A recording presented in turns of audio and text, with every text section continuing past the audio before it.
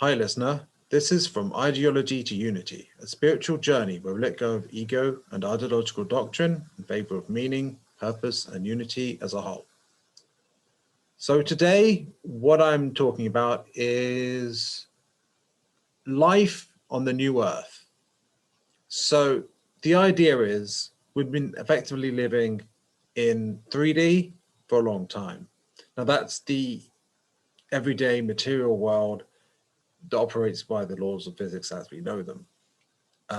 That's the realm, so to speak, that mainstream physics deals with, and so forth. However, being a pantheist, I suppose you could say, these are all terms, but there you go. The way I see it is that mentalism is a way to describe it, which is essentially that the mind over matter, or mind creates reality. And that we've been in a sort of fallen state since the fall of Atlantis, and due to the astrological changes as we're moving into the age of Aquarius, and as the solar system moves into a new area of space with higher frequency energies in it, there's an opportunity for us to collectively ascend to another level of consciousness. Think of it as being,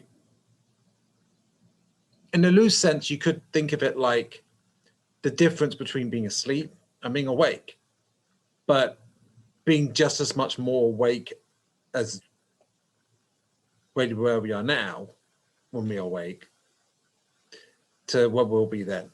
But that's just a loose comparison. It's not really the same, but it's about, a lot of the time we're in, our subconscious rules us, essentially.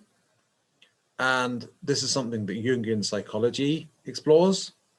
And this is, funny enough, this is something which A Course from Miracles also discusses. And what is happening is that we are coming to a point where the way our egos are and identities are built is often based on lies we tell ourselves. And what is happening is this awakening unravels this as people become more present and more truly who they are. And so this is moving to another level of existence. The law of one describes it as the fourth density we're moving into. Other people describe it as 5D. Others, like Eckhart Tolle, describe what's coming as the new earth. Now, the question is, how will that work? How will life be? What are we moving towards? First of all, we're in the age of Aquarius now. You could say technically it began when the first of the stellar objects astrologically entered Aquarius. Or you could say it started in, which would have been like over 100 years ago. Or you could say it started, yeah, that would have been around when the telegraphs were invented or something. Or you could say it started like, the end of 2012. Or you could say it began at the end of 2020. But regardless of that, it's probably a transition. And what it means, though, is that there's a fundamental change coming on Earth. What this fundamentally involves is, I suppose it involves prana. Now, prana is a Vedic concept from I would say, Indian religious traditions. The concept is of a fundamental life force or energy that's in everything, that everything is made out of. And all form, all physicality, all energy, it's all prana taking different forms. And they're fundamentally linked to mentalism, which is the idea that mind creates reality. So that the mind is really the soul, and the soul is really a part of God. And God is the holistic, the overall whole of everything. Everything, all the souls and everything the soul creates from their mind, which is within them anyway, because of the Hermetic principle of as below, so above, as above, so below. So what that means is that we create our own reality. This whole reality we're experiencing in many lifetimes is, in a sense, we all agree on this for it to be this way, although it depends on, maybe the say we have depends on our frequency or vibration. So that's why it's linked to pantheism, because, or maybe panpsychism, different terms, similar thing, where everything is one mind. Anyway, so that's the fundamentals of it. But there's another aspect to consider here, and that is chakras. So there's the spirit body, which is the soul, which is fundamentally linked with God. But when we're on Earth, the idea is that there's a veil of forgetting, which means that we don't remember all our past lives and everything. And that allows us to learn and grow more. It's like an extra challenge. Like when a game is challenging, you learn more than when it's easy. And that allows us to go up in experience and essentially raise our consciousness over time to the point where we can eventually come back to source with a whole bunch of new experience, source being God in a pantheistic kind of sense. And when all the souls come back into wholeness with each other, God, in a sense, got experience and also can grow. And the whole thing is infinite in every direction. So you could say that God has gone in his own direction as well with his own experiences to have. That we don't need to go to that scale of things. The point is that there's 7 main chakras, and these correspond to 7 main densities of reality. So the 7 are the root chakra, which is known as the red ray chakra, which is, funny enough, red. Now this is the energy body. The energy body is like an energetical toolbox that we use, that a soul uses, essentially. That's my understanding of it. And the first of them is the root chakra, which is just between our legs, essentially. The next one up, the orange ray, the sacral chakra, is well, that's in our stomach, more or less, that sort of area. The next one is in our solar plexus, and that's the yellow chakra. Then there's the heart chakra, which is around our heart, which is the green ray chakra. Then there's the blue ray chakra, which is around our throat. The third eye chakra, or the indigo ray chakra, which is around our forehead. And at the top of our head, there's a crown chakra, which is the indigo ray. I said indigo ray, didn't I? It's a violet ray chakra. There you go. So I won't go in the ins and outs of every single one, because that isn't necessary here. What I will say is that for a long time, we've been working primarily with the bottom 3, and many people have not been able to access the 4th one up, the heart chakra. And when you don't have an open heart, you dwell in fear a lot of the time. Fear, shame, guilt, and negative emotions. And that's what we've been dealing with for a long time. Now, The root has to do with basic survival. Sacral has to do with my relations with others, especially the other sex, because it has to do with, I suppose, reproduction is what it's linked to, having children, that sort of thing. But the basic carnal desires, I suppose. The root chakra also deals with that. But as you go up, it kind of gets more complex, or maybe more consciously advanced in a sense. Sacral chakra is more complex. It's like complex rules and ways of doing things in society. Not sacral, sorry. The yellow ray is about like doing your taxes or your position, your role in society, and like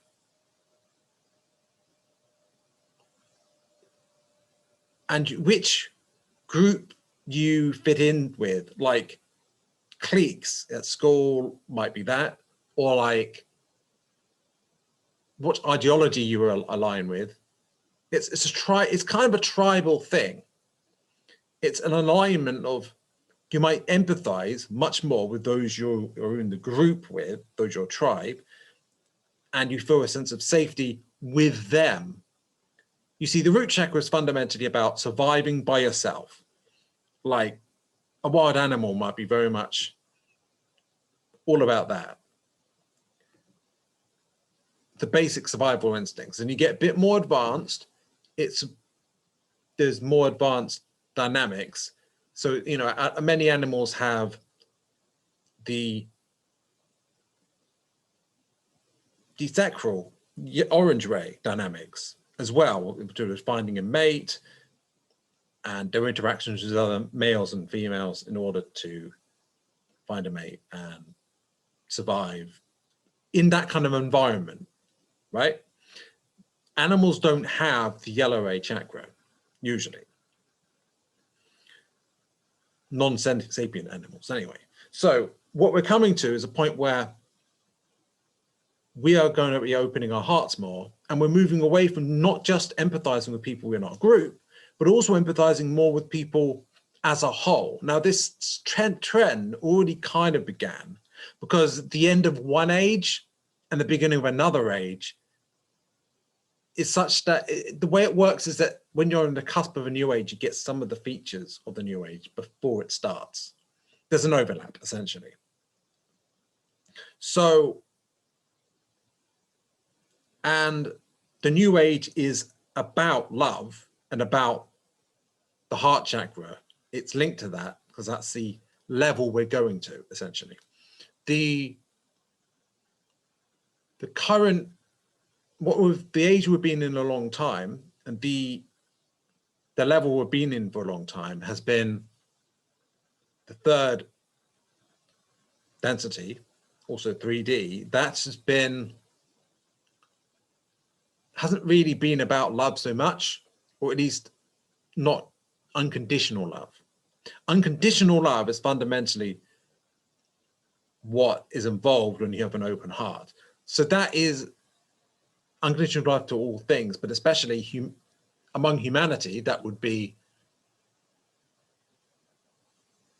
a sense of commonality with all other humans.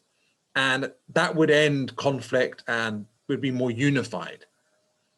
And that's part of a big feature of what we're moving towards, a sense of unification where,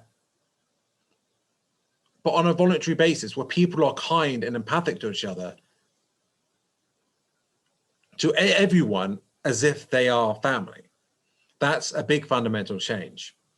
And people aren't identifying as left, right, or all these different things, maybe a mother, a father, what job you do, all of these things, you're identifying as, I guess, a soul who loves other souls and other beings. It's unconditionally.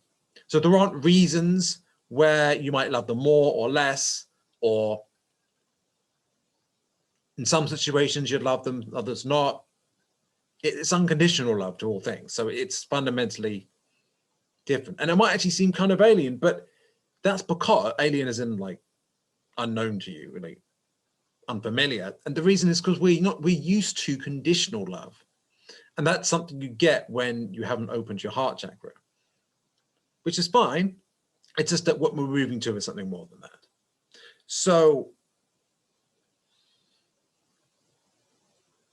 what's going to change is this is going to change the way we do everything. And one way in which things will be different is that I have a sense that people will, rather than relying on authorities for telling them what to do and what to believe, people will be self-reliant, thinking and intuiting for themselves. Yeah, that's one thing. Intuiting a lot more. Relying on their intuition a lot more, rather than just trying to overthink everything. Or go on authority to tell them what to believe or what they know. And there's a sense of inner knowing that people have access to. Permaculture might be a hint to what we'll be doing differently as well. Instead of having monoculture where you have fields of one thing, fields another thing, and it's very unnatural, not the way it is in nature, and then you get like pests that plague that farmland, because when you have an unbalanced, where in relationship with nature, you have unbalanced negative symptoms, I suppose you could say, of that relationship. For example, normally you don't get locusts all the time, like in huge numbers, but when you have monoculture, it changes things such that locusts are actually more of an issue, because the natural balancing dynamic you get between different animals in the ecosystem isn't happening. It's an unbalanced ecosystem because humans are not working with nature, but rather in an artificial manner in farming. And that fundamentally, it doesn't just affect the environment, it affects our relationship with nature, affects how we grow our food, and the nature of what we eat. And fundamentally, there's also an issue of like, have you noticed how corporations and regulations in the state, like fundamentally have changed what we eat and how we eat, all these additives to it and stuff like that, to the point where we're losing touch with nature and we're dependent on these long supply chains, long heartless supply chains of big business where we don't really have there's not love involved, and it's not out of our control, and it's a bit vulnerable to collapse if things don't go as planned. How quickly does it take for the whole thing to collapse if there's just a few shipments don't come in? You know, that's quite an issue. So that's agriculture, for example, or this would be permaculture instead. That would be a difference in how we do things. But this unconditional love apply to anything, and everything we do would change. Like work and play won't be a division. Instead, people will do what they love, what they're passionate about in the moment, and it will have features of love or features of work and play. It would be better than both, but without the disadvantages, because essentially it's a more harmonious position where you don't have an artificial divide between those two things. So people won't be living for the weekend. People will be loving what they do on a day-to-day basis, on a moment-to-moment basis, in touch with themselves more. So another thing that will be different is that people will work together as groups of groups, or perhaps even circles of circles, maybe in a semi-fluid way. People will be working together to help each other do things where help is needed, and voluntarily cooperating. Now, this might be with gifts, like sort of gift economy, but it's not inherently going to be restricted to that either. There may well be trade going on, and it's just that fundamentally there won't have to be a state enforcing by force and coercion laws and ways of doing things, because everyone will be able to trust each other completely, because everyone will have open hearts and love each other unconditionally. So everyone will be voluntarily helping each other out. And where this generous gifting system is insufficient, that I imagine will be where market exchange picks up the slack. But there won't be this self-interested market exchange. It would be, that itself would be very loving too. So also politically, there wouldn't be divides. Imagine unifying, imagine if the whole thing's unified. And integrated together as a whole, because a lot of the time we only see part of the picture because we identify with part of it. Well, it kind of has to do with the shadow of the subconscious, where consciously we identify with part of it and reject the other part into our subconscious. But ultimately, all of that is part of humanity, and all will be accepted. People will accept each other and accept various ideas.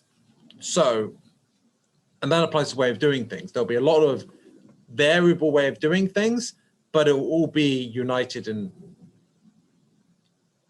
accepting of each other and different ways of doing it. So imagine you're trying to build a house. There will be a group of people who want to build it, right? But they'll work with other groups of people who are involved with getting access to the clay for the bricks and access to all the different things that are necessary for building it, right? So instead of, so it's this idea of there'll be small groups of people for small things working together, making bigger groups with representatives meeting other representatives of small groups to form larger groups. And this whole system repeating as you go up in scale to the point where the whole of Earth is represented and maybe beyond. But it wouldn't be like an authority position. It would be more like people would be volunteering to do it, and people would swap places and roles. They'd go, do you prefer to specialize in something for a while until their preference changes, then they'll do something else. It won't be you have your craft for your life and that's it.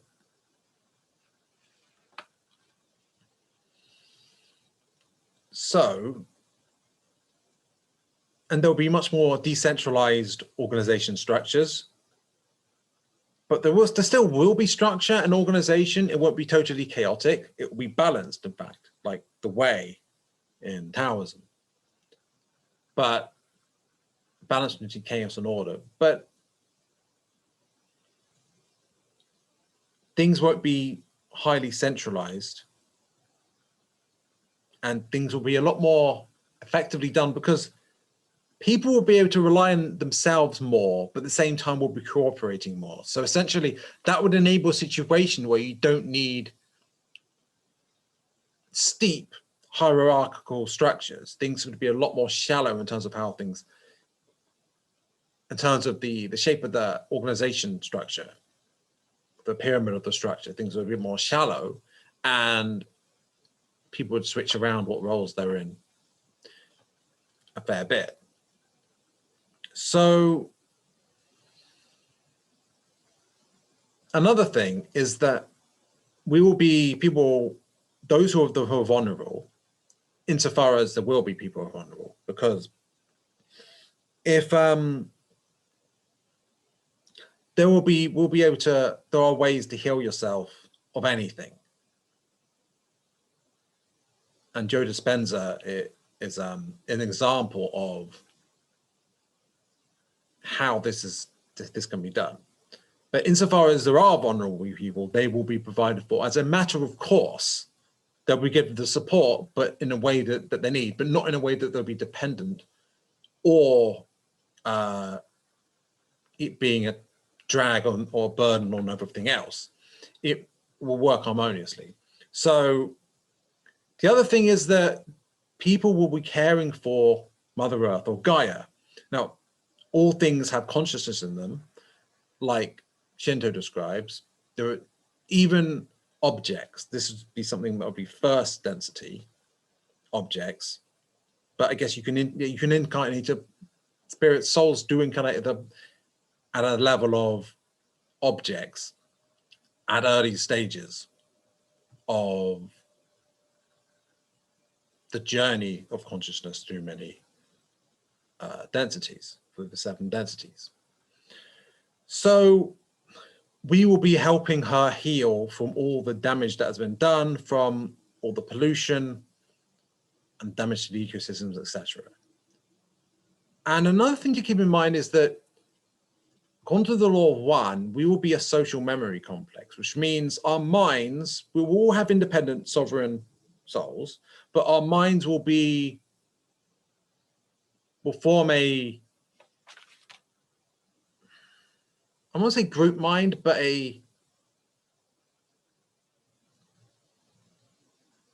we'll be able to have access to the Akashic records of all of Earth, all of the memories and experiences and knowledge of everyone on Earth.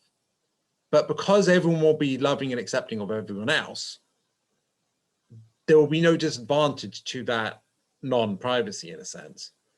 And this would be of all access to memories of all the past lives they have had as well. And there'll be telepathic connections. So all of the economic and social interactions will all be enhanced by telepathy.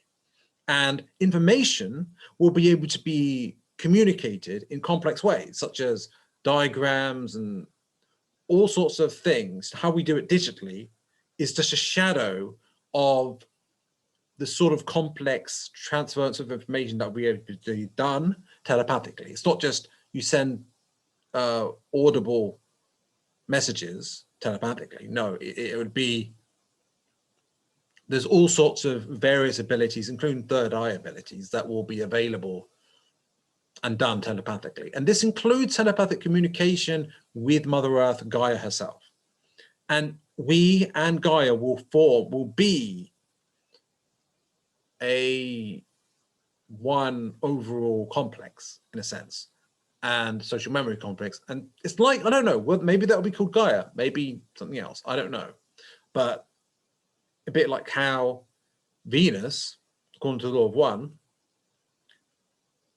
and the raw material, Venus, the people of Venus formed the social memory complex of Ra with Venus, which does suggest to me that Venus was originally called Ra by them, but I'm not sure if that's true.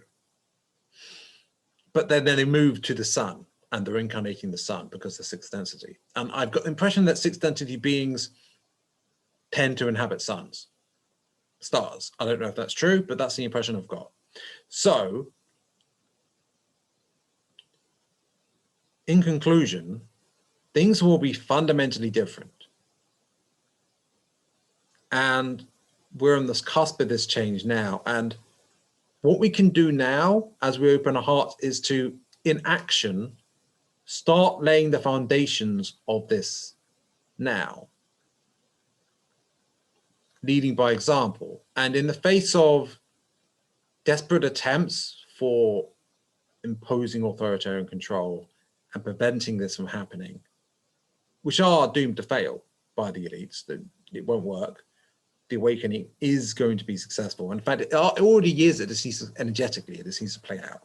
So that's how I envision the new Earth. I'm sure there's plenty more I can say about the subject, but I'm fairly happy with this as, I suppose, some introductory ideas and exploration of it. I hope you enjoyed this video, or I hope you enjoyed listening to this in any case. And bye for now.